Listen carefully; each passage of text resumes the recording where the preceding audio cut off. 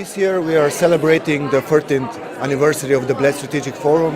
It has grown to be one of the biggest and most important events of this type in Southeastern and Central Europe.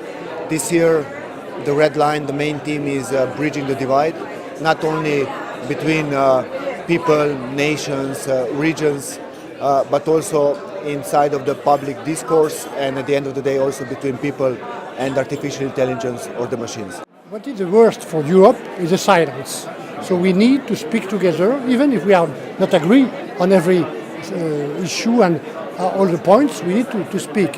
And to speak together, that means not only the politicians, but also the trade unions, the think tanks, the business leaders. I think we need such a meeting, and I think that is a marvelous place of Bled is a perfect thing.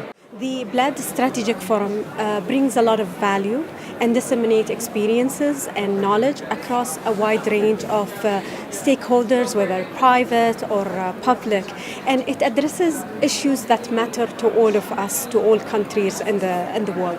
And more we see ideas and suggestions influencing policymakers coming from such forums, and I think the Bled Strategic Forum has affirmed its positioning in this landscape at the European scene.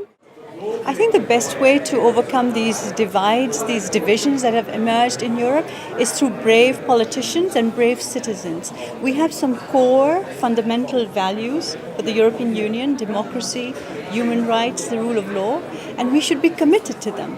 For always. That is the core of the European Union, that's our personality, that's what makes us different from the rest of the world.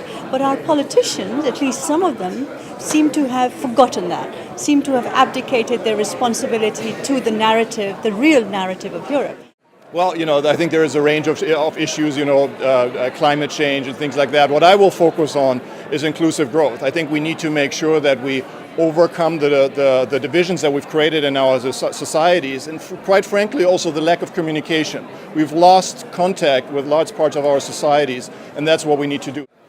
I think one of the key challenges is that we face an absolute low in trust between the key stakeholders of European security. So we need to rebuild trust, and for this we need to identify areas where we can cooperate. I think that security is crucial for overall development of the region. The best way to secure it is by continue to pursue the objective of EU membership and NATO membership for all the Western Balkans countries, and to basically become part of the transatlantic family of the nations. I think that the youth insisting on that being our future is the way that we can contribute. Well, we heard a lot of discussion this morning about migration. And one of the things that we at EBRD are trying to do is to create jobs and improve living standards for people in countries like in the Western Balkans, so that instead of immigrating to other parts of Europe, the young people want to stay in their own countries and build their countries. I think this is the most important thing we can do for them.